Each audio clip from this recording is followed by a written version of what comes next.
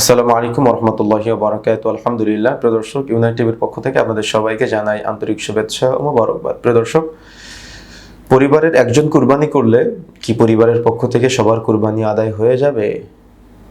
মনে রাখার চেষ্টা করবেন, পরিবারের একজন কুরবানি করলে পরিবারের পক্ষ থেকে কুরবানি আদায় হয়ে যাবে ইনশাআল্লাহ। তবে যদি কেউ চায় যে সামর্থ্য বেশি আছে বা একই পরিবারের সদস্য কিন্তু ভিন্ন ইনকাম আছে, তারা একাধিক কুরবানি করতে পারে, কোনো সমস্যা নেই। এবং একজন ব্যক্তি চাইলেও একাধিক কুরবানি করতে পারে।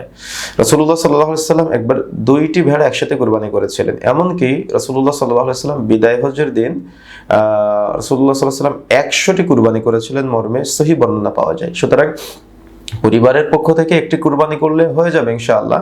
তবে যদি সামর্থ্য বেশি থাকে তো একাধিক কুরবানি করতে পারেন, কোনো সমস্যা নেই ইনশাআল্লাহ।